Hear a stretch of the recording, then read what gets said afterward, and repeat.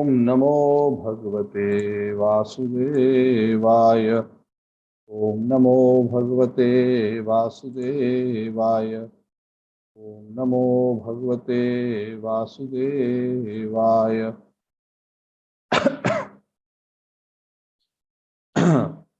नारायणं नमस्कृत्य नरं चैव नरोत्तमं देवीं सरस्वतीं व्यासं ततो जयमुदीरयेत्।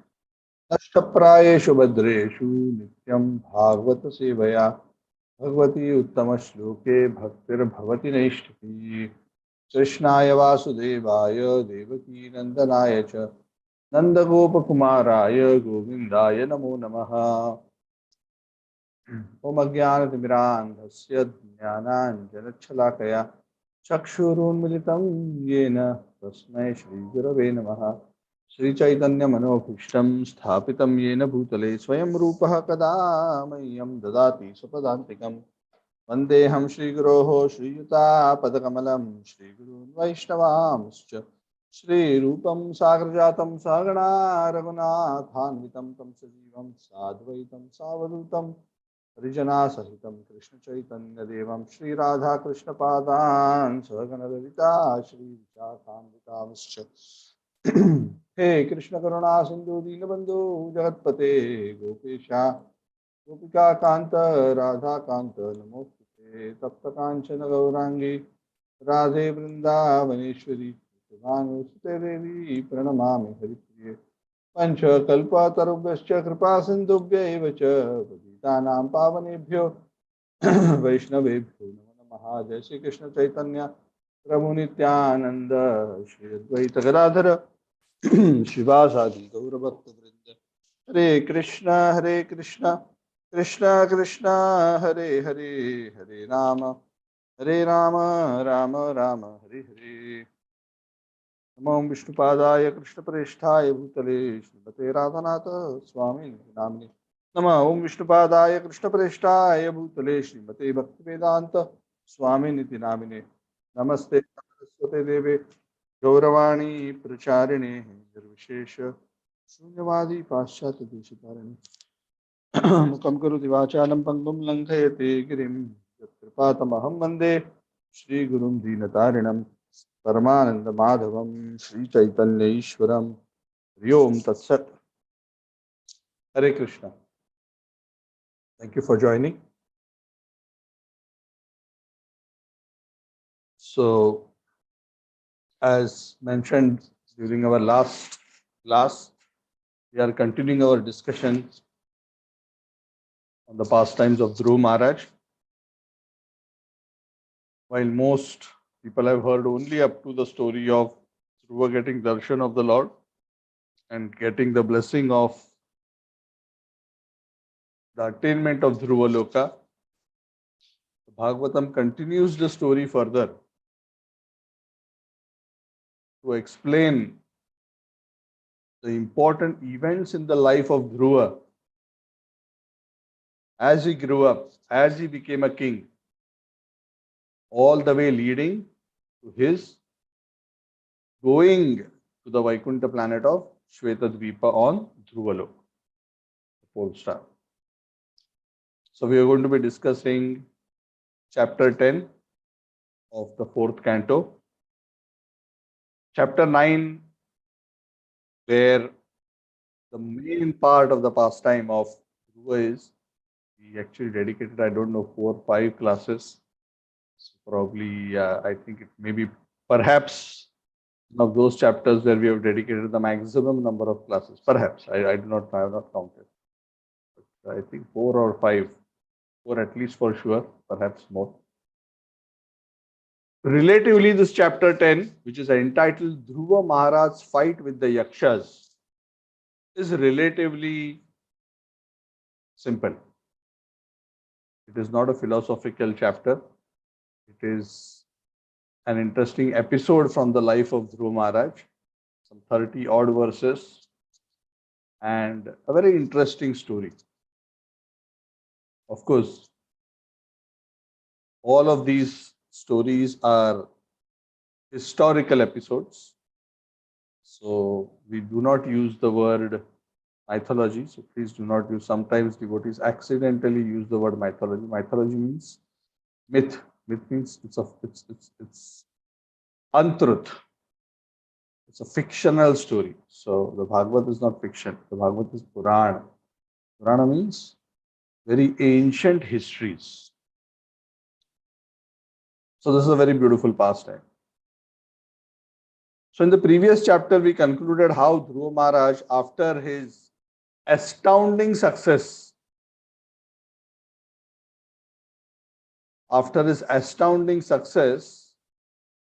of achieving the darshan of the Lord, such a short while, he comes back home to a huge, opulent reception by his father, Uttanapa. Everybody is joyous, everybody is happy. Even Suruchi is repentant. She also, Dhruva comes and offers obeisances to her, and she embraces him and blesses him with a long life. Some also embraces Dhruva. All enmities and all past is forgotten, and they all stay very happily.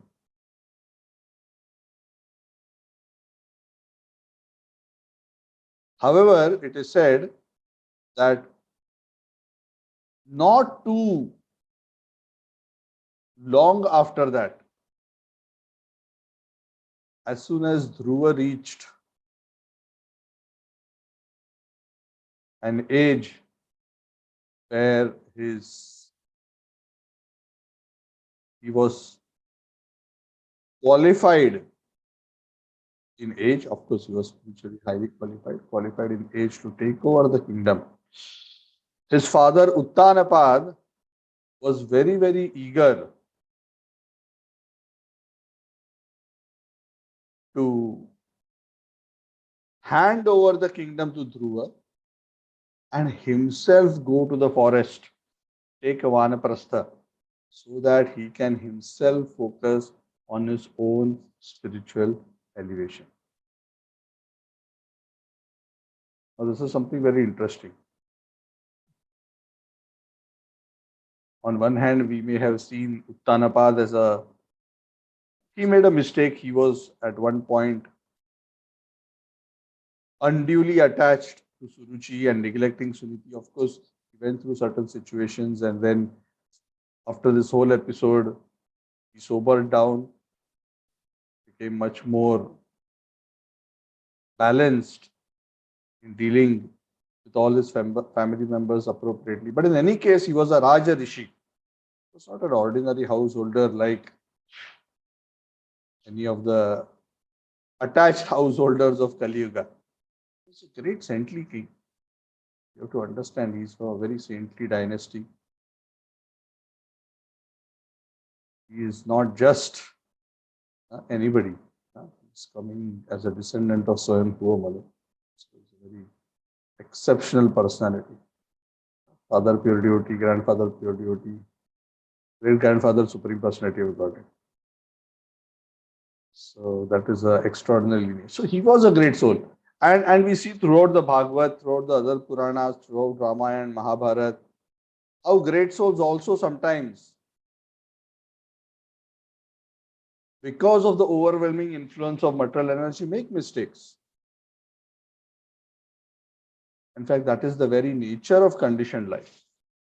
One of the qualities of conditioned life is the tendency to commit mistakes. Even great souls commit mistakes. And we will see this in the lives of so many great souls. What to speak of Uttanapad? Uttanapad was not particularly such a great devotee. So many. I don't want to go into that because we will deviate from the topic. But the point is, yes, there may be some occasional slippages, occasional mistakes. But what is important is as long as the soul is sincere, as long as the soul is focused on making spiritual realization as the goal of his life and diligently executing the principles of spiritual life, making advancement towards the supreme goal, then all these occasional lapses don't really matter in the long run.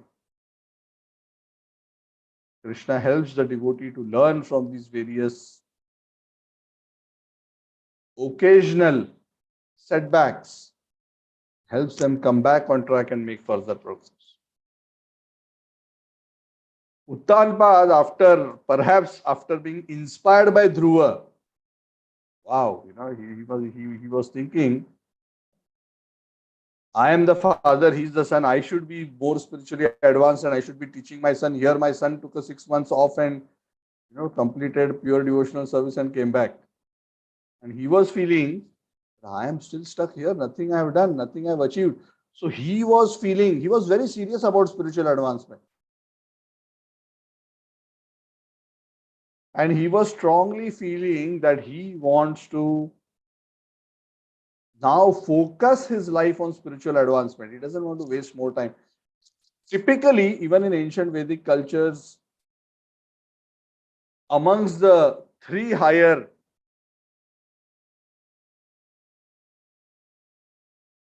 varnas,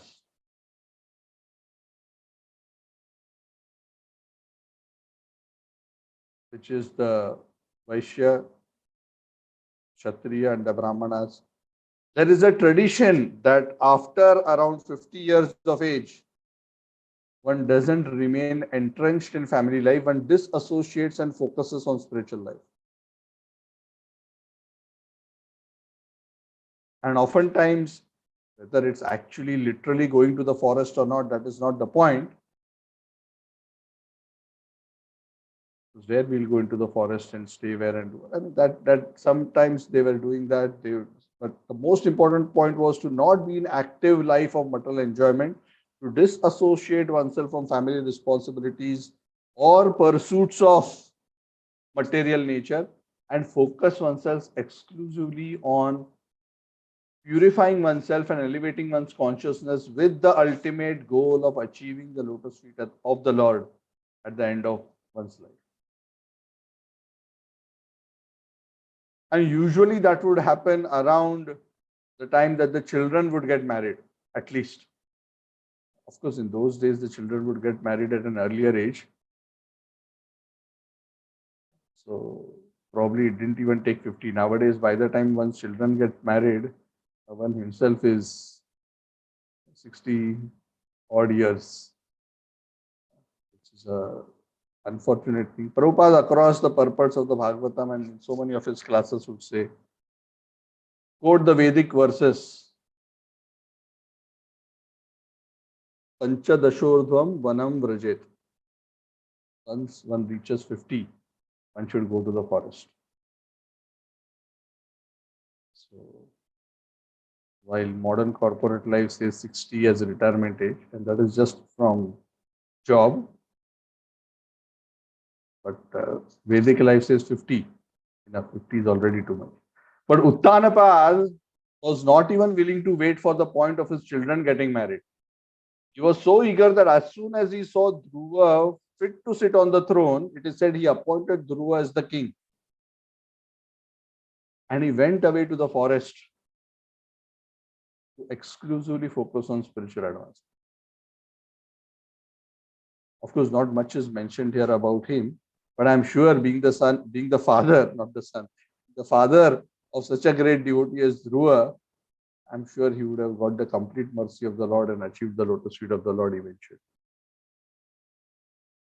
So why I'm mentioning this, even though this is mentioned as the last verse of the previous chapter, it's not mentioned here. I just want to emphasize that. And Prabhupada makes some comments in the purports in this chapter to the effect that this is a wonderful example by Uttanapad.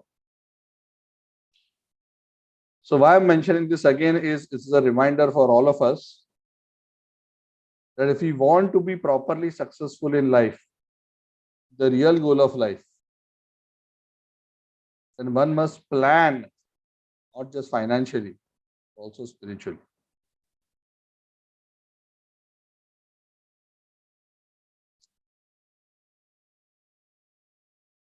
Oftentimes, devotees do excellent financial planning and retire with huge bank balance so that they can live comfortably. But there's no spiritual planning. Spiritual planning means how one will disassociate oneself from material activity and absorb oneself in spiritual activity. So that's a very important consideration, because at a particular point one has to give exclusive focus. Of course, in the current context, again, like what I said earlier, going to the forest is not the important thing. It is not a must that just because one has become vanaprastha that one has to go and stay in an ashram. That may happen, may not happen. But the least one should do is to not be involved in family affairs. And this family affairs includes not being involved in the lives of children, grandchildren, but rather the husband and wife living as friends,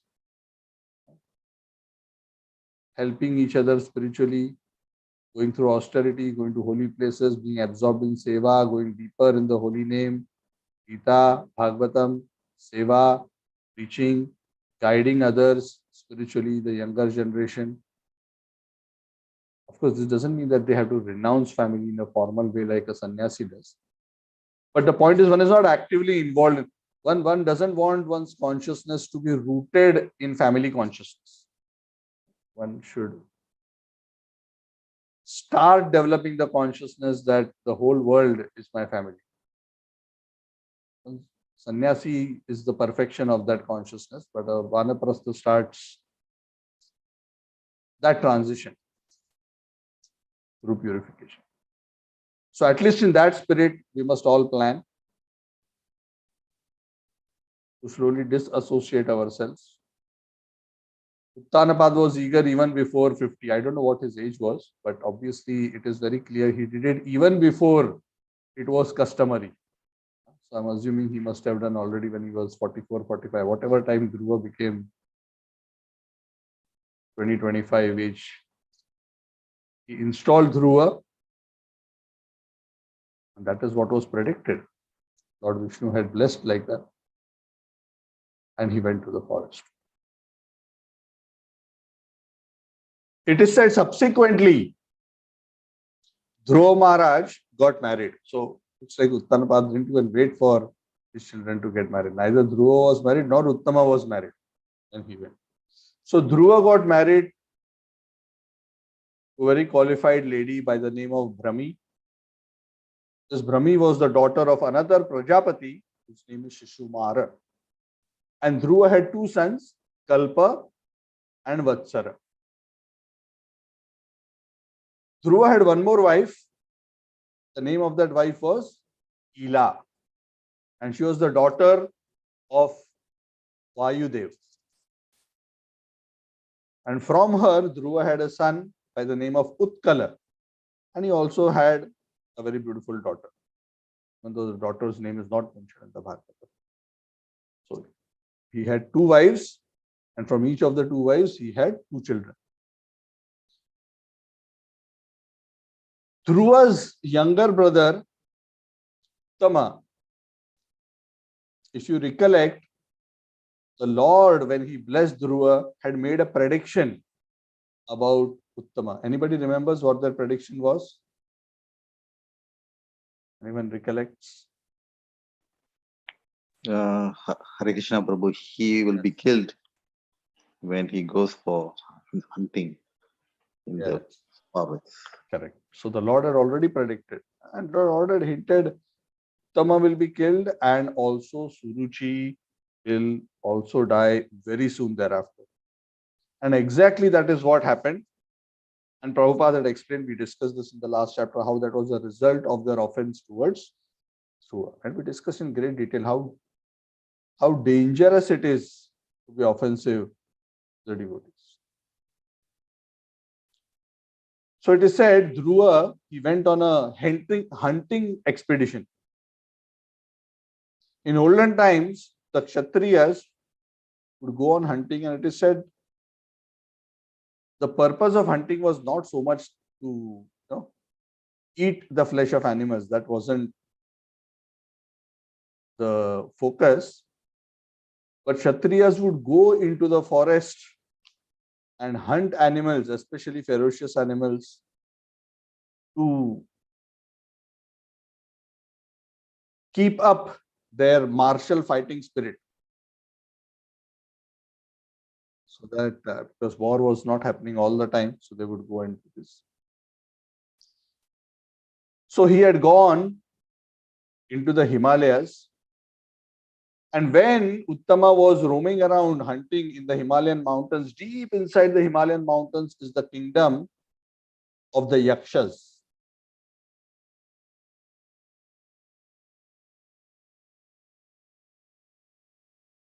The Yakshas are said to be the followers of Kuvera. Kuvera is the Yaksharaj. And this Yaksha as a race, it's a very interesting species. These Yakshas are mentioned practically across the Vedas in various places. And they are a very mystical race, and we will see this in this chapter also. And the mystical nature of the race is that they are quite well versed in various tantric magical things. They are mostly worshippers of Lord Shiva, quite powerful, quite rich and opulent. Generally, Yakshas are also known to be quite angry and quite envious also. So there are many peculiar characteristics of the Yakshas. It is apparently that they are staying somewhere in the Himalayan regions. Prabhupada makes an interesting comment in one of the purports where Prabhupada says that it seems from the descriptions that these Yakshas were probably those people who were the Tibetans of that time. Of course, we know even up to this day, Tibet is famous for a lot of mysticism and various other such similar arts. So that's an interesting comment. Perhaps as a possibility. Anyway, so looks like there was some powerful Yaksha. Somehow Uttama and this Yaksha fought and Uttama was killed. Mother Suruchi went in search of her son, went into the forest. Even though this chapter doesn't mention it, the Lord had predicted that she will be trapped in a forest fire and she was burnt alive. Again, as a result of her offenses.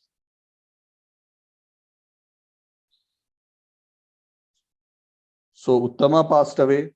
Uttama was not even married. Suruchi died practically very soon after that.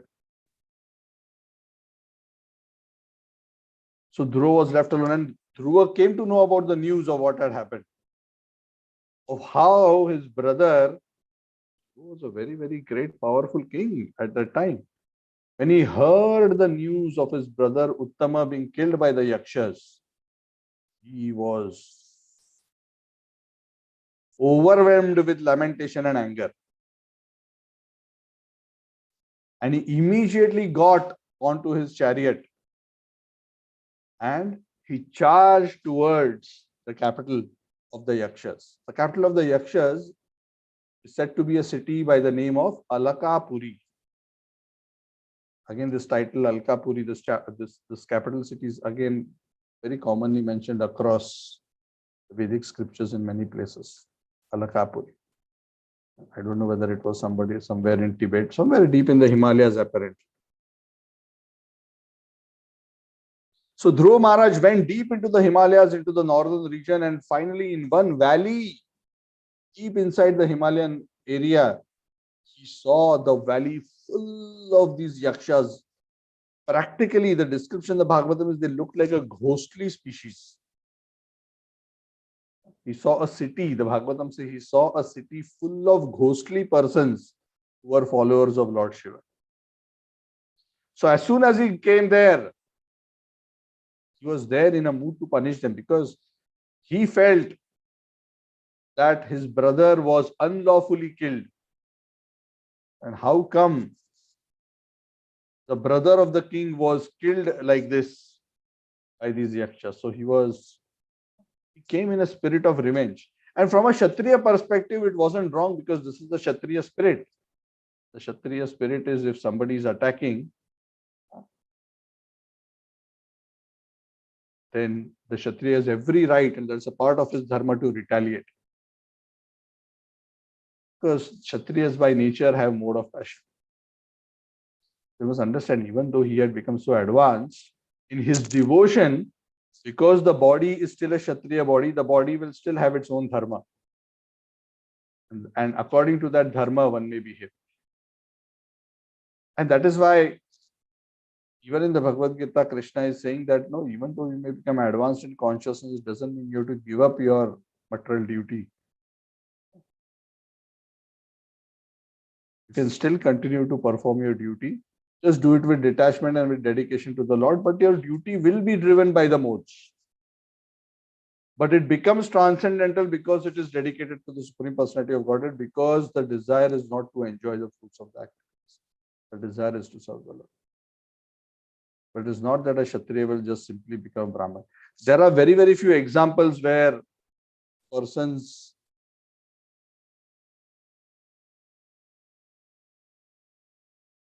Varna has changed within the same life.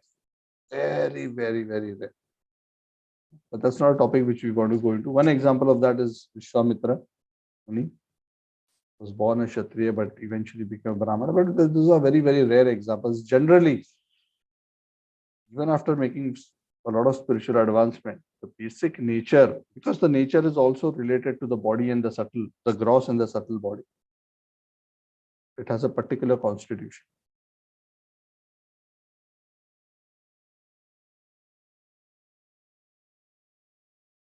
So Dhruva Maharaj, he went there and he challenged the Yakshas. How did he challenge? He went there and first of all, he blew his conch shell. The sound of the conch shell, it is said, spread all over that valley through the sky in all the directions. All the Yakshas, especially the wives of the Yakshas, became very panicky.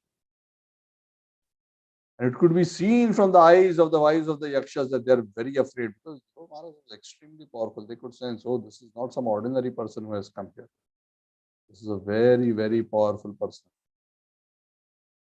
Dhruva was very, very powerful.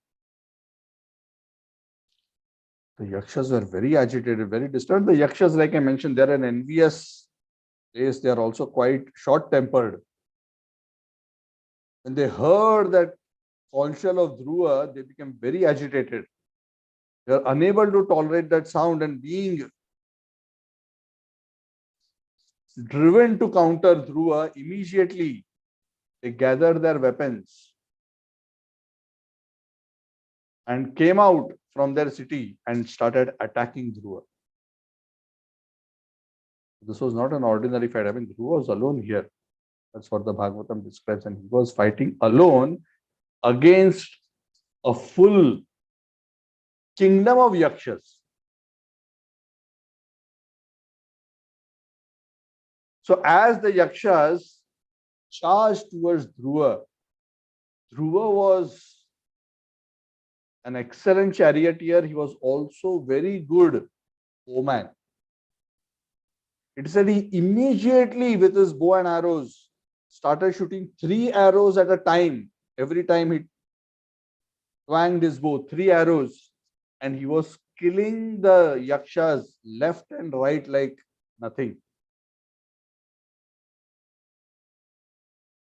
It is said the heads of the Yakshas were flying here and there as he was shooting them. They were barely even able to come near him. He was just chopping off their heads even before they could approach him with their weapons. And the Yakshas went in an awkward position. They were thinking how we are not even able to go near him. And they were scared, but at the same time, being of a fighting spirit, being of a Kshatriya spirit, the Yakshas were still glorifying Dhruva. Prabhupada comments that this is the Kshatriya spirit. The Kshatriya spirit is, even though somebody may be your enemy, if he's fighting very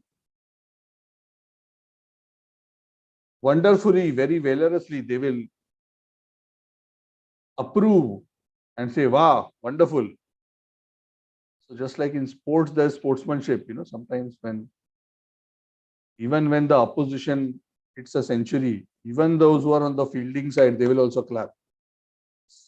Hit a century, even though it is against them. So that is sportsmanship. So even in war, in a Kshatriya spirit, even though the opponent may be trying to kill us, if he is showing extraordinary skill, extraordinary valor, extraordinary power, strength, the true Kshatriyas would glorify and appreciate. Of course, they will still try to kill him, but they will appreciate. Oh, wonderful! You are amazing.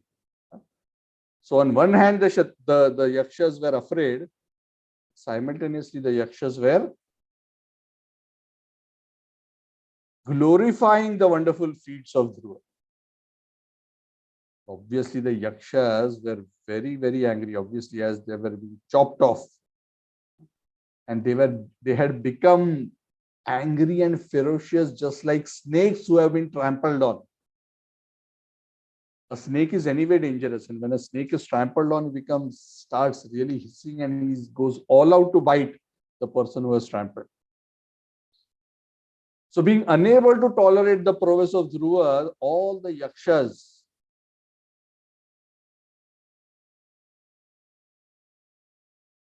they retaliated by throwing, rather than 3 arrows that Dhruva was throwing, each of them started shooting 6 arrows towards Dhruva.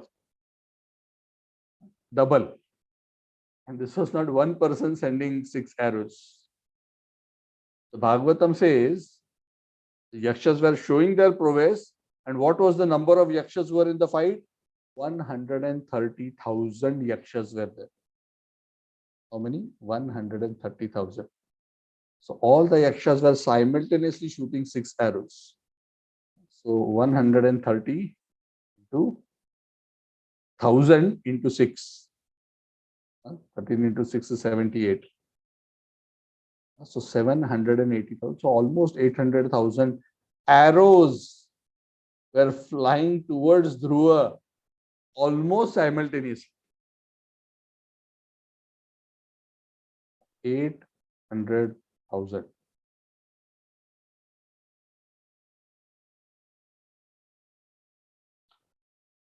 Along with these arrows, to defeat Dhruva, they were showering on Dhruva all kinds of weapons. Apart from the feathered arrows, they were throwing, the maces, iron bludgeons, swords, tridents, lances, spears, spiked weapons, all kinds of weapons. And this is, like Dhruva is alone and he's suddenly overwhelmed by this deluge of weapons towards him. Can you imagine you're fighting and, on your chariot very valorously, but suddenly you see 800,000 arrows heading towards you along with swords. Is that normally it would seem like a hopeless situation.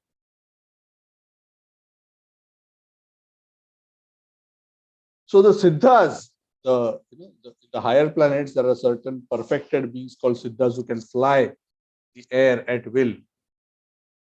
They are residents of the Siddha Loka. They were observing this fight. They were very worried as they could see this shower of arrows like a huge dark cloud coming to envelop Dhruva. And they were all tumultuously shouting, oh, the grandson of Manu, Swayambhuva Manu, Dhruva is now going to be lost. Dhruva Maharaj is like a sun, they were saying, S-U-N, sun, like the sun in the sky. But he is now setting into the ocean of the Yakshas. It's like when the sun sets into the ocean, it appears like the sun is strong. But the Acharyas explain that just like sometimes it appears like the sun has set and the sun has been enveloped by the ocean. Actually, the sun is never enveloped by the ocean. It appears to be enveloped. But next day morning, the sun rises from the other side. Ocean cannot envelop the sun. So Dhruva was like that. He was so powerful, even though he seemed to be overwhelmed. And the Yakshas got so excited. Yes, yes, we are almost there. We are about to win. We are about to win. Suddenly, out of the deluge of the cloud of arrows, it is said somehow Dhruva's chariot suddenly appeared outside that cloud without being affected by any of the arrows. How exactly he managed, what he did is not explained in the Bhagavad, but he was so skilled. Even though he was simultaneously attacked by almost 800,000 projectiles, he still managed to escape unhurt. It is said just like a sun comes out from a fog mist. Sometimes there's a cloud, there's fog everywhere, and then the sun. The fog can never cover the sun. The fog seems to cover the sun, it actually never covers. Eventually, the sun dissipates the fog and comes out. So Dhruva's chariot suddenly emerged from there, being unheard. And as he came out with great ferocity and skill, Dhruva was shooting all his projectiles, much to the terror of the Yakshas. He was just chopping them off left and right. It is said the weapons that Dhruva was sending, his arrows, the shafts, they were piercing their bodies, they were breaking through their shields. Just like a Vajra of Indra, which shatters the mountains. One of the special quality of the Vajra of Indra is that it is so powerful. If Indra hits a mountain with his Vajra, the mountain will be pulverized. That is one of the special characteristics of Vajra. Right? Normally, you throw a spear at a mountain. What will happen? Nothing. It's like a small twig which will just bounce off the mountain. Nothing will happen to the mountain with a spear or an arrow. But the Vajra of Indra is such that even mountains get shattered. That is the power. Like that, it is said, Dhruva was shattering the Yakshas. And the heads, legs, arms of the Yakshas were just being tossed around all over the place. And Yakshas are said to be quite a good-looking race. Said to be generally good-looking, and they're supposed to be well decorated. They have certain ghostly aspects about them. Since I haven't seen any Yakshas, I can't really tell you how exactly they look like. But apparently, they have certain ghostly aspects, but at the same time, they are generally, of good features. And one of the characteristics of the Yakshas is because they are followers of Vera. They're very rich. Their bodies are well decorated with gold and jewels. So it is said the whole valley was strewn with the dead bodies of these Yakshas. And practically everywhere you could see gold strewn over. So if somebody wanted to become rich, that was a perfect time to go there and just pick up all the ornaments from the bodies of the dead Yakshas.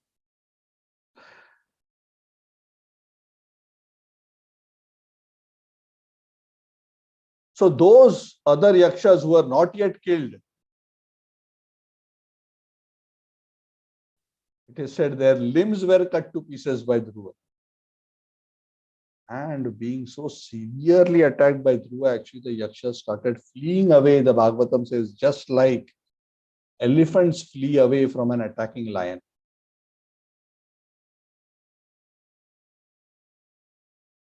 So practically all the Yakshas, after this counter attack by Dhruva, they practically dispersed. They couldn't take the onslaught of Dhruva, even though Dhruva was singular, alone taking on all the Yakshas. And immediately they all dispersed and practically hid. And suddenly Dhruva is seeing that, oh, the battlefield is empty, other than all the dead bodies which are strewn around.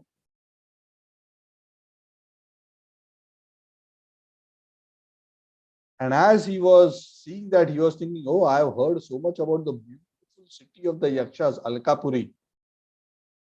Now that the Yakshas are dispersed, perhaps I should do some tourism. I should go and tour Alkapuri and look around and see how beautiful the city of Alkapuri is.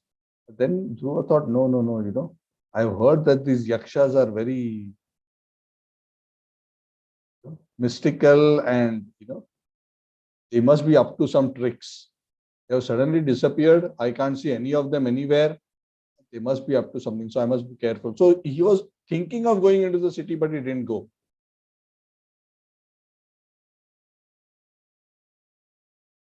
So as Dhruva was discussing all this with his charioteer, Dhruva was discussing with his own charioteer, suddenly he heard a huge tumultuous sound, as if a whole ocean had emerged there, some kind of a sound like that.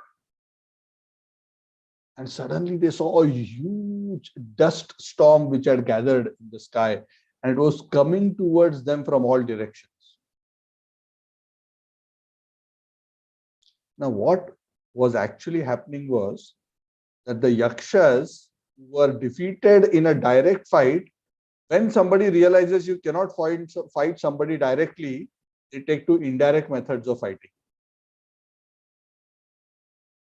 So what did the Yakshas do?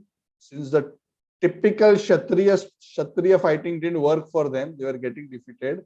They took to the mystical arts to try to destroy Dhruva. They did certain magical illusory spells to try to destroy Dhruva. And as a result of this magical spells, they created this huge phenomenon where within moments the whole sky became overcast with dense clouds. Thundering was heard everywhere. There was lightning, glittering, severe rainfall in all directions.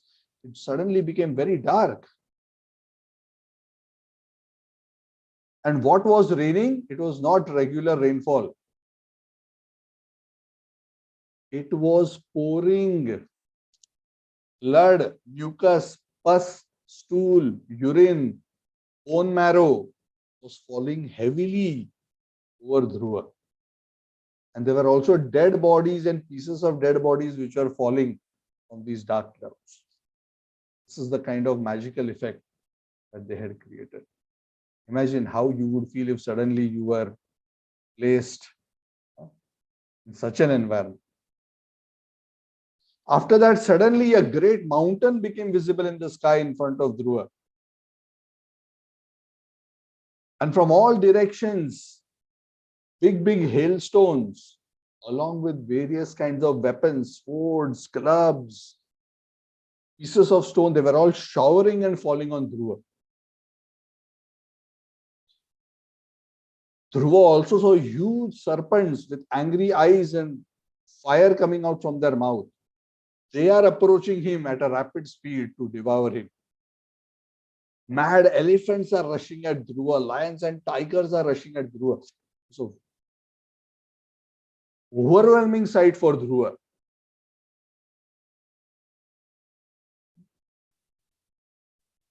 It was as if it had come to the time of dissolution of the world.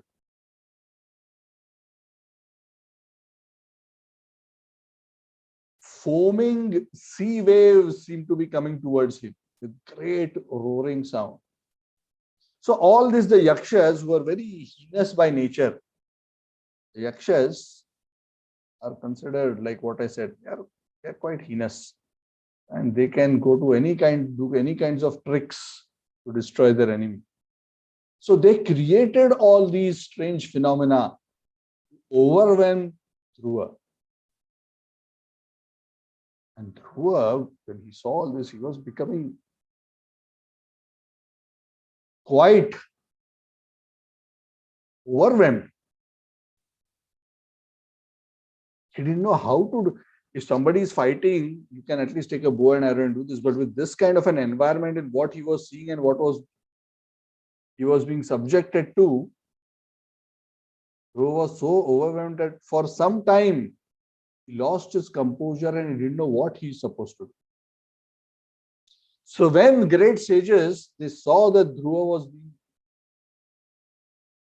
overwhelmed, overpowered by this kind of illusory magical tricks of these demoniac Yakshas, they assembled in the sky to give him guidance and encouragement. So this is very important. Sometimes even great souls become overwhelmed. What to speak of us? So when great souls also become overwhelmed, they also need counseling. They also need help. They also need support. Only a foolish person thinks, oh, I am so great, I am so wonderful that I can achieve great things on my own. No, we are always dependent. In fact, bhakti is the process of dependence on Krishna. And when we say dependence on Krishna, it includes dependence on Krishna's devotees as well. So all these sages who had assembled to help Dhruva, they spoke to Dhruva to encourage him. They said, oh dear Dhruva, oh son of Uttanapad, may Lord Hari, Supreme Lord, who is known as Sarangadhanva. Sarangadhanva means the Lord who is holding the bow by the name of Saranga and who relieves the distress of his devotees. May he kill all your enemies. Please understand, Dhruva, the holy name of the Lord is as powerful as the Lord himself. Therefore, simply by chanting and hearing the holy name of the Lord, many men have fully protected themselves from fierce death without any difficulty. Thus, a devotee is saved by the holy name of the Lord.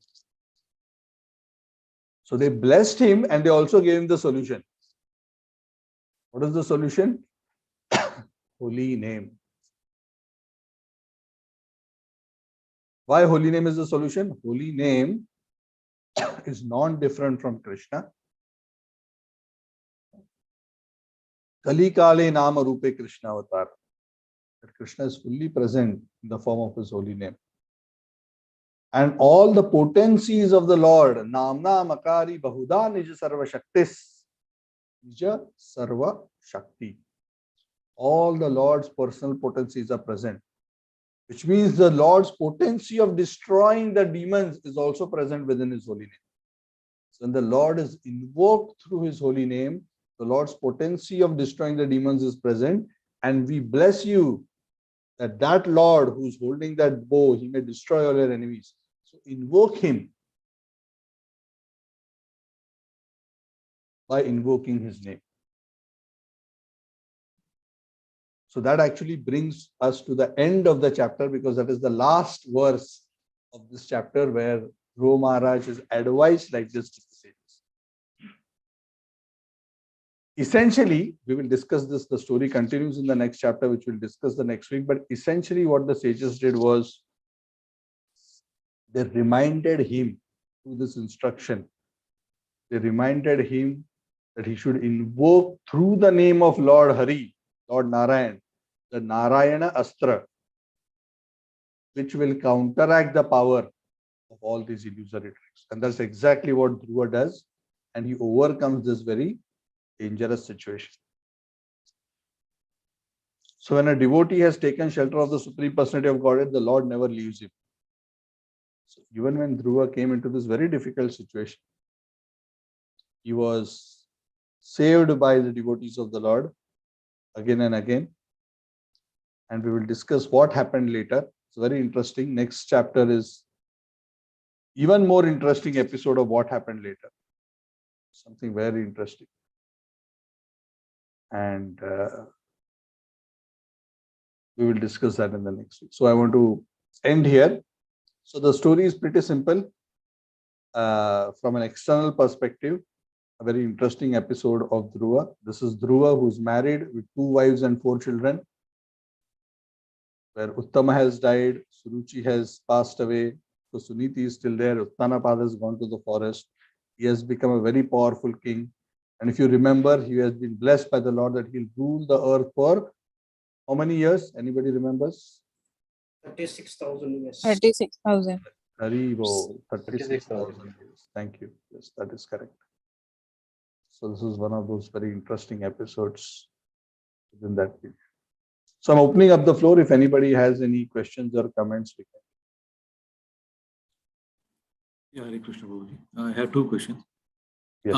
Uttama was a small kid, right, when this incident happened with the Dhruva. Yes. But how come he was punished? Because he as a kid will not know that significance, right, Prabhuji? Yeah. So not much is mentioned about his punishment, even though it is not explicitly mentioned that Uttama was directly responsible for that particular situation. All those details are at least not mentioned in the Bhagavatam, but looks like he got implicated because there is at least a mention within the Bhagavatam that Dhruva at that point had a feeling that Uttama was responsible for the situation along with Suruchi.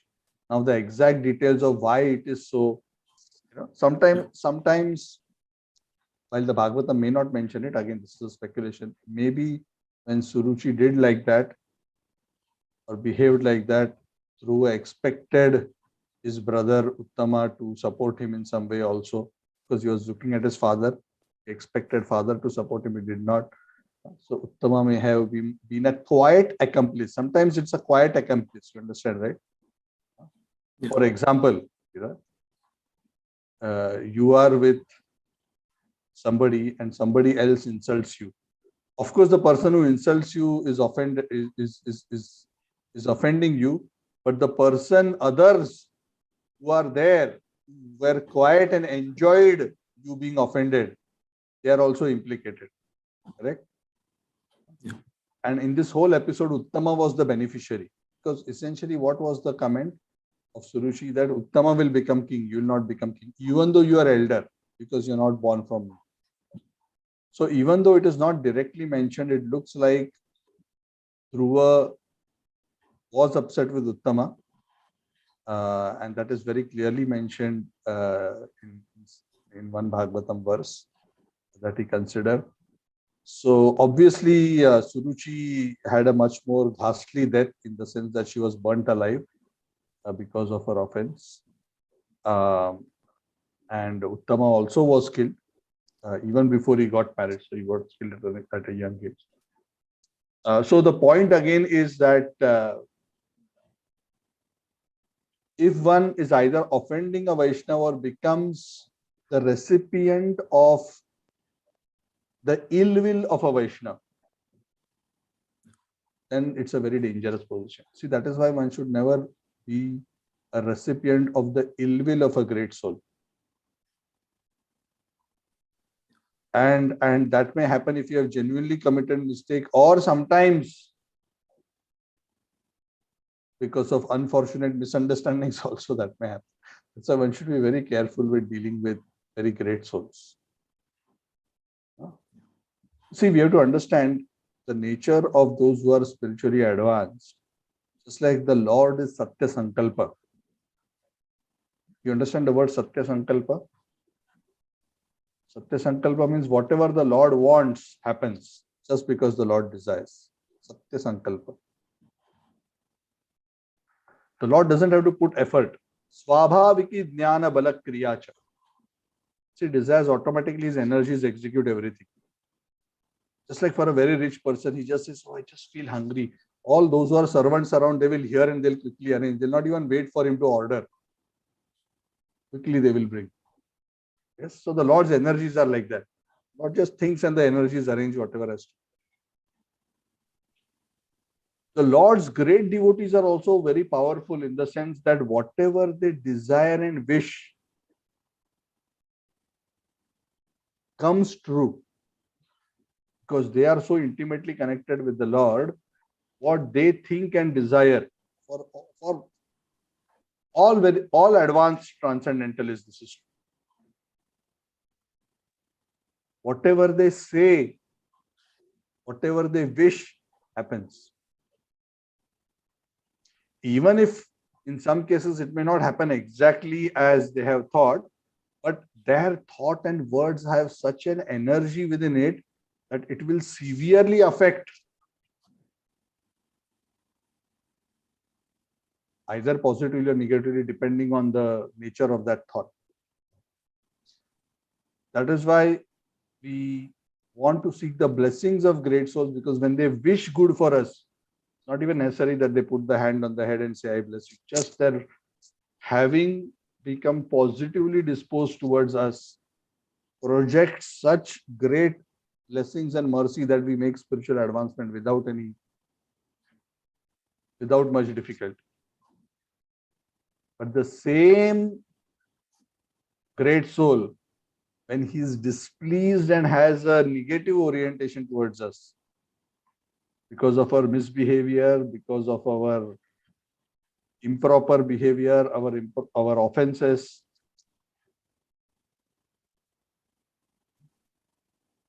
one actually ends up being the recipient of the ill will of a great soul. That becomes a very, very unfortunate situation.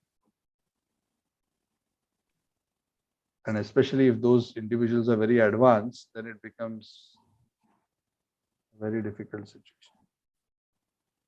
I'll give you another example of this.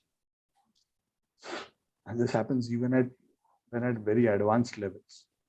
In this case, Uttama and Suruchi were, not of any significant spiritual standing, or practically no spiritual standing.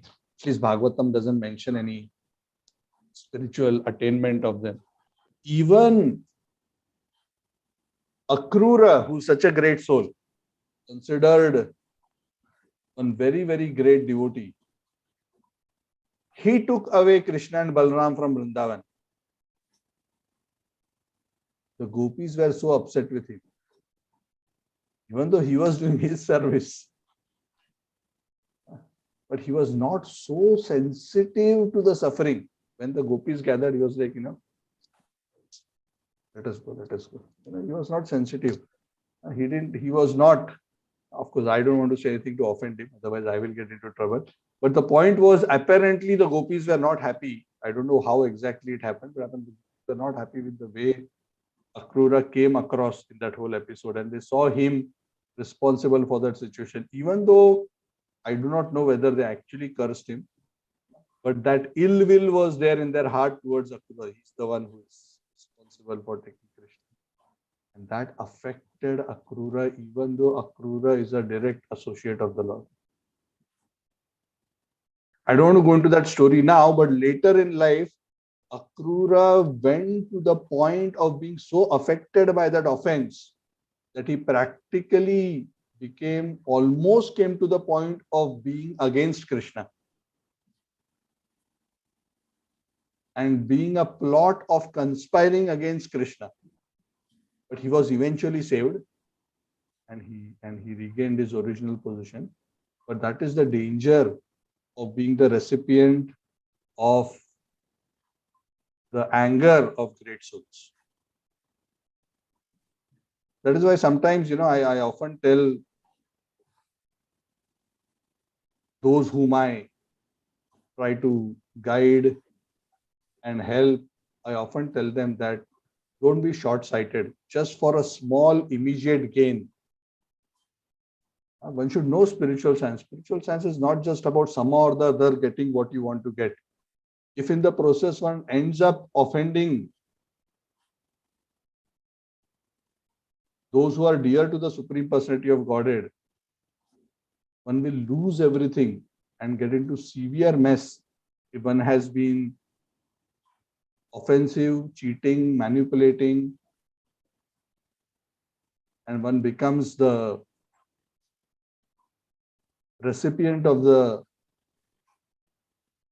ill grace, so to say.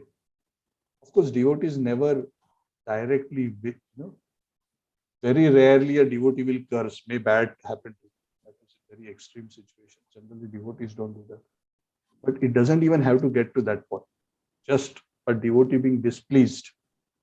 This person is, that itself can create havoc. When this is, and this is, not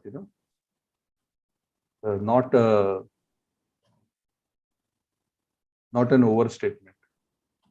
This is very true. So one must be familiar with the spiritual truths. When something is very powerful, one has to handle it carefully. If one handles it properly, one gets a lot of benefit. If one handles it improperly, one will hurt oneself. This is true for a sword, true for fire, true for great souls also. Correct? Fire, if you handle it nicely, can cook your food. If you don't handle it nicely, it will burn your house. So great souls are also like that. If you serve them nicely, receive their blessings, can make great advancement. What takes many lifetimes can be achieved within very short time. That's why in our Mangala Arati we say, Yasya prasadat bhagat prasado, Yasya prasadat nagati. And sometimes some people have a very wrong mentality also. They just think, oh, I only have to please my immediate initiating spiritual master. Nobody else matters. That's also a very foolish misconception. It doesn't work like that at all. So all great souls, all devotees, all those who are dear to the Lord matters. And sometimes if you're not careful, we'll end up creating unnecessary difficulties for ourselves, both spiritually and materially, which is a classic example. So looks like what has happened, net, what has happened is Dhruva somehow had that sentiment against Uttama. Looks like, of course, eventually Dhruva forgot about it, embraced Uttama and all that. But whatever was created out of the earlier situation still affected Uttama and Suruchi. And of course, the Lord's saying it also and Lord's granting it also made a difference. And that was one of the reasons Dhruva was so repentant, because he felt, see, I desired that harm come to Suruchi and Uttama, and see, this is what the Lord has granted me. So he also felt repentant later, that because I desired exclusive access to the kingdom and that these two get out of the way, this is what happens. See, so he was repentant, but it was done. The Lord had already ordained it based on Dhruva's desire. Yeah. Okay. So the second question, Prabhuji, it is more of a generic question. Yeah. In Bhagavatam and Bhagavad Gita, right? I get need bit clarification. Sometimes they use liberation and sometimes they use salvation. What is the final difference, Prabhuji? So there's no difference. It means, effectively, it means the same thing. Salvation basically means to be saved. Okay. Liberation means to become free from. So saved from material energy, free from is essentially the same thing. Okay. So beginning of liberation is freedom from the three modes, and the ultimate limit of liberation is pure devotional service. Okay. Of course, without some devotion, one cannot even become fully liberated from the modes. But one can become almost liberated through means like yoga, jnana. But ultimately, at least a little bit bhakti is required. So, yeah, so liberation. Ultimately, liberation is being situated in one's constitutional position. Mukti hitva anyatha rupam sarupena vyavasthiti. That's what the Bhagavad says. That ultimately mukti, and ultimately mukti means being situated in one's own constitutional position. What is that constitutional position? Jivera Sarupoi Krishnera Nityadas. Situated in one's position as the servant of, eternally the servant of Krishna, part and parcel. It's clear, Prabhuji. Thank you. Hare Krishna. Hare Krishna. So for us, mukti is already contains, bhakti already contains mukti. And that's how we see it. Because when you're absorbed in bhakti, you're already free from the modes. Yes. Yes. Anything else?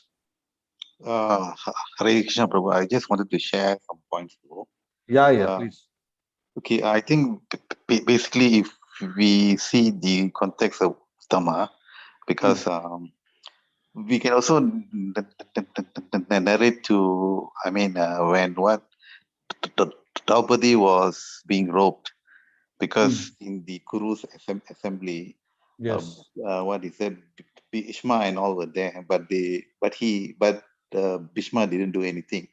So that is what one of the points is, that when he was lying in the pit of arrows and all, that is one of the points. I think that he had to undergo all those kind of, what is that lah, suffering. That's the first point I want to make. And the second point is that sometimes, as you were telling the Prabhu, when the Lord desires something, his energies and all will kind of ensure that whatever he kind of desires will happen. So if we what see this context actually in the entire Bhagavad Gita itself, since Krishna already decided that all the Kauravas are going to be killed, that is what he is using Arjuna Correct. as one of his instrument. That's the second point, and the third thing I wanted to share is that although as practicing devotees, sometimes we have to go through spirituality in our what life together with other, what is that, political, social, and all those things. So at the end of the day, it is also said that we should be spiritually rooted, but then of course on the other side we should also know politically and what is that lah. So socially what is happening around us, but the end game is that spiritually we should be rooted. And the last point is that we should be financially independent and socially dependent. These were some of the points which I heard in another class, so I just wanted to share, Prabhu. Thank you, Prabhu. Haribol, thank you. Sudhir Sundar Prabhu is a very senior devotee. So, lot of knowledge and wonderful realizations. Thank you, Prabhu. So yes, very true. Also, just going to one of the points earlier mentioned, that Krishna already told Arjuna, by my desire anyway, the Kauravas are going to be killed. I've already decided, it's already done. It just has to become manifested. So my just suggestion to you is, why don't you become instrument? I have decided it's going to happen. If you don't do it, it will still happen. It's not that I'm dependent on you. My energies will find other instruments to get it done. But my desire is that you get the glory of being my instrument. So that was Krishna's suggestion, because Krishna had already decided. So of course, across the scriptures, we can see so many episodes where even great souls had to suffer. Whether it is Drona, Bhishma, and others, for their mistakes. And sometimes mistakes and offenses are not just active mistakes and offenses. Sometimes it is about being complicit in an offense by silently taking part. So that's why the law of karma, dharma works very subtly. Works very subtly. It is sometimes we think, I'll just get away with this by playing around, and trying to act as if I have nothing to do with this whole situation. Krishna is present in everybody's heart. He knows each and everything, so we cannot escape. So going back, the key point, and this is what Chaitanya Mahaprabhu again and again says, and even His Holiness Radhanath Maharaj, my spiritual master, repeatedly says that the best way for sadhakas like us is to chant the holy name and don't criticize or judge others. So if we remain like that, then we can make we can remain in a safe position. Of course, it's not an easy thing to follow, but at least we can make a sincere attempt to avoid offenses as far as possible. It's so hard to be in an environment of non-judgmental. But at least the least we can do is, even if we are not on the transcendental platform, non-judgment, at least we don't open our mouth and criticize in public. At least that's the least we can do. Okay, any other points anybody wants to share? Hare Krishna, Prabhuji. Yes, Prabhu, Hari Bol, another great soul. Hare Krishna, Prabhuji. I have a general doubt. India is silent in the present Ukraine and Russia war.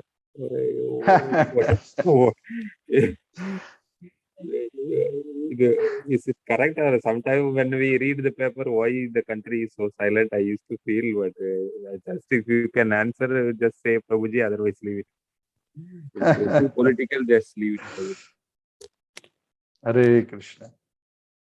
So, okay, so one comment is actually what we see and what is actually happening behind the scene, it may be different. So we may not know exactly what is what. But the point is, this situation is different. Of course, politics, often in life, okay, let me explain the principle first. Okay. In life, oftentimes, you will not come, most of the times in life, you don't come across situations where you have to choose between good and bad. Oftentimes in life, the reality is you have to choose one between two goods, good one and good two, or choose between bad one and bad two. You have no third choice. You understand what I'm saying? So if a person puts a gun to your head and says, either you die or you kill your child. Yeah. So what should one do? So if one says, okay, you kill me, then you'll say, oh, how come this is sinful? You allowed somebody to kill you. But no, but you had to choose one of the two evils. So you chose the lesser evil. Correct? Because for you or anybody to do something inappropriate is a worse. So sometimes, not sometimes, oftentimes in life, one is often posed with circumstances where one has to choose, not between a very clear, this is good, this is bad, but choose between two evils. So oftentimes in politics, especially in international politics and also in any politics for that matter, oftentimes it's about, even within dharma, within the considerations of dharma, one has to make a choice which is for the ultimate good. You see, even Krishna's choice, some people criticize Krishna by saying, oh, if he wanted, he could have stopped the war. But no, Krishna chose the lesser evil. There were two evils to choose from, either destroying the Kauravas or allowing the Kauravas to rule, the adharmic Kauravas to rule and risk the whole kingdom, eventually heading towards adharma. Krishna chose the lesser evil because the reality of existence is like that. Sometimes you have to do something which by itself may seem inappropriate, but when we see it in the bigger scheme of things, you'll realize how one had to do this, because if one did not do this, the other consequence that would have happened would have been worse. You understand what I'm saying? So I see India's position in this current situation from that context. India has taken a position, whatever it has taken, and India has said that for us to take a side is worse in this particular case. And also in this particular case, and this is just my opinion, I'm not trying to say that this is necessarily a spiritually. I'm just giving my opinion. So different other devotees may have different opinion on this, so you can take it with a pinch of salt. But the point is that One is the relative aspects of dharma, and the consequence of doing it in a different way, or taking side, could have been disastrous for the country. So what is the right dharma for the king, for the ruler? Yes, because at the end of the day, this is not a dharma yuddha. Is it that oftentimes the reality of politics in material life are both sides are demons. It's just that one is more demoniac and the other may be less demoniac. Now, I'm not saying or judging either party here, but I strongly suspect at least one of them is a strong demon. I don't want to say who it is, but nowadays war is never about principles. Nowadays war is about economics, money, control. That's how it is. So this is not a dharma yuddha. Why should India take side? And second thing is, we are not even responsible to fix the problem. Okay, we can be a, see, for example, if two people are fighting on the street, you are not going to be implicated in karma just because you passed by and you didn't intervene and try. If both of them are your children and they are fighting, yes, you are responsible to solve it, but you are not responsible to or karmically implicated to solve and intervene and take sides in all disputes. That is not your obligation. You understand? Huh? So dharma is very subtle. There are so many aspects to it. So these are all tricks to drag India into a dispute which is none of its business. Take a side, pass this, that. It's not going to be. I personally think that whatever India has done is right. I personally think so. Even though it may seem India should take a principled stand and all that, but one has to look at the politics and not fall into a trap. How Yudhishthir fell into a trap, correct? In the name of following dharma. He was invited for a gambling match. Krishna said, why you went? No, according to dharma, I should. So sometimes what seems like dharma may not be dharma. So one has to use one's intelligence. Many times Krishna chastised. So dharma is very subtle. That's why one has to evaluate the situation holistically, look at all options, choose the best path in a situation. And the best path may not be a path of all good. It is often the path of less bad and more good. Understand? Okay, and that's the reality of life. That's why there is no perfection in the material world. Material world will be like this. And that is why the reality of the material world is whether one is Uttama, whether one is Bhishma, whether one is one, you will still get whacked by material nature. You will still get implicated. You will still get beaten up. But the point is, if you are surrendered to the Supreme Personality of Godhead, you will eventually come back to Godhead. Yes, you may go through some battering through the material energy here because that is the nature. The point is, no matter how hard you try, you will still get implicated somewhere or the other because you'll never ever be able to make all perfect decisions. Material world is so complicated. You understand what I'm saying? Yes, Prabhuji. Yes. Yeah. Thank you, Prabhuji. Anybody here disagrees with me or has a different opinion?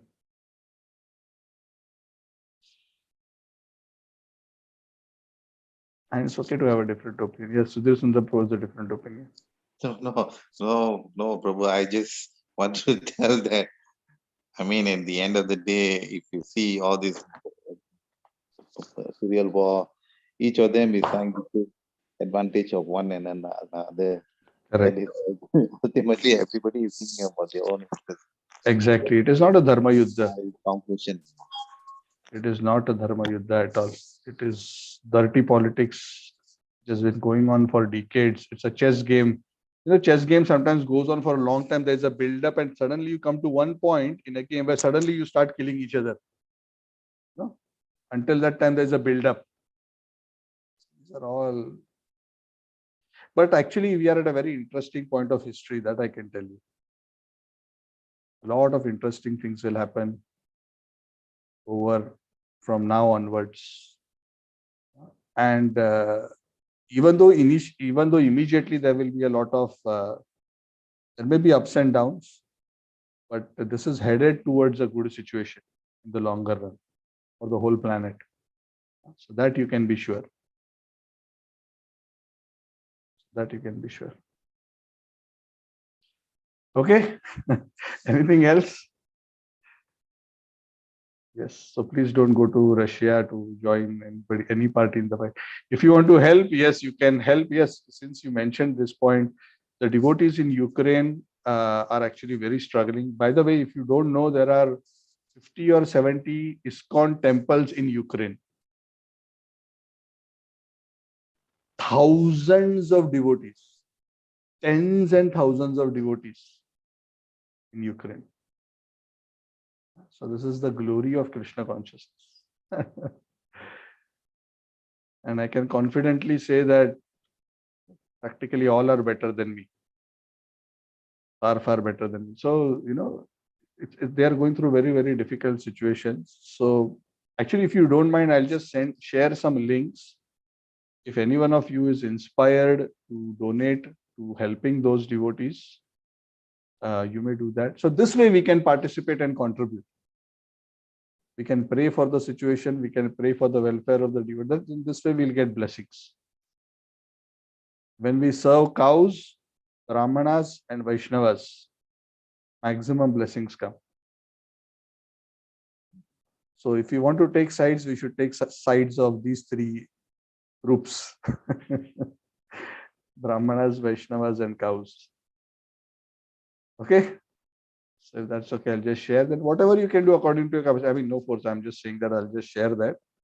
And this is whatever accounts or whatever is mentioned, this is coming officially from ISKCON top management. So this is not I am giving you somebody's account to share, money. So these are all validated, checked, authorized accounts to receive donations. So not only are devotees doing this, but there are some other devotees who are helping and feeding various volunteers on both sides, not volunteers, sorry, refugees on both sides. So a lot of humanity. So this is how we can help the situation. So devotees are doing Sankirtan. So that is the best contribution. But we should pray. Let's pray that it's actually so sad, isn't it? The saddest thing is that the greed, ego of a few causes so much suffering to so many. So much suffering to so many. It's very sad. And the sad thing is, those who are creating this suffering directly or indirectly, they're not thinking of what they have to endure later for their petty, foolish, insignificant material desires, how much karma they are creating. This is the sad thing. Actually, I become so disappointed when, I mean, at least materialistic people I can still understand. Sometimes even devotees, even after repeated warning, go on to do such foolish mistakes. They don't understand that some of these karmas will lead to suffering for lifetimes to come. But the nature of lust, anger, greed, envy sometimes is so strong that even after all good instructions, sometimes conditioned souls fail to listen. So what to do? Then you have to go through. And then they blame Krishna. Oh, Krishna, I am your devotee. Why this is happening to me? When you are told you're not don't want to listen. What to do? If great souls like Uddhava, Bhishma, not Uddhava, sorry, Akrura, Bhishma and others had to go through what they had to go through, you think you and me are going to be spared, is it? So we cannot be foolish. We have to be very careful. That's why we should always be in a consciousness of humility, always be in a consciousness of taking shelter of the Supreme Lord, and continuously chant and pray that we always remain protected. Hare Krishna, Krishna Krishna, Hare Hare, Hare Rama, Rama Rama, Hare Hare. By the way, before I end, Gaur Purnima is coming, the most auspicious appearance day of our most dear Lord. So 16th, isn't it, everyone? 15th or 16th? 18th, sorry. 18th. 18th. Yeah, so 18th is around a week away. Another 6 days, yeah. So we'll anyway meet before that, but this is a gentle reminder. So please prepare yourself. There are a lot of nice classes many devotees are giving on Gaura Leela. So I'm not going to do something separate, but what I'm planning though, and you can let me know what you think. What I'm planning though is probably once we finish Bhagavad Gita, I want to discuss the pastimes of Lord Chaitanya Mahaprabhu. If you all are okay, then we can do that. Bhagavatam, of course, will continue until we are alive. Bhagavatam is so much to discuss. So we can discuss Gaur Leela, which is so sweet and special. After we complete Bhagavad Gita, which I think another 3 to 4 months, 3 months, I think we should be able to complete 18 chapters. Okay, that will be very sweet. We'll go through the Chaitanya Charitamrita. Not verse by verse, but we'll just discuss pastimes and philosophy. We'll go through it like stories. A lot of stories. So we'll make it light and more enjoyable. That will be very Hare relishable. Krishna. Sorry to interrupt. I was telling Shalini, after this Bhagavad Gita, Prabhuji might start Chaitanya Charitamrita. Hari Bol. See, whatever she has said happened instantly. She's a very powerful devotee. Thank you. Thank you. So Krishna fulfilled her desire. Okay, so I think that is the intention. Yes, sorry. Who's that? Oh, sorry to interrupt. So, Prabhuji. Yes, Hare- Sridharji. Yes. I was trying to. Is Ekadashi on Monday, Prabhuji? 14th? Others, I don't remember on top of my head. KL, when is Ekadashi, Sudhir Sundar Prabhu? It's on Monday. Monday only. Swatiji is saying Monday. Yes. Okay. So Monday, yes. Monday it Hare is. Krishna, Prabhuji. Thank you. So Purnima, yeah. So Purnima is towards the end of the week, yeah. So I think that makes sense. Okay, so we will do that. And so prepare yourself by meditating on the beautiful pastimes of Lord Chaitanya. There are a lot of classes and series going on. So you can listen to them. And so what day is 18th? Calendar. Friday. Friday. Oh. Okay.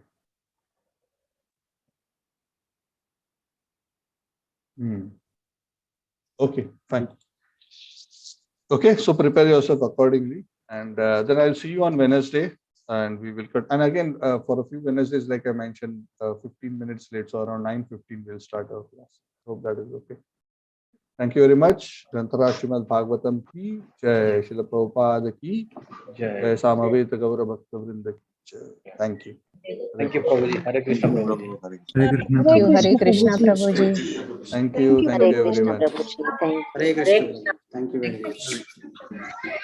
Thank you. Hare Krishna. Hare Krishna, Hare Krishna, Prabhuji. Hari Hare Bol. Krishna. Thank you all. Please give me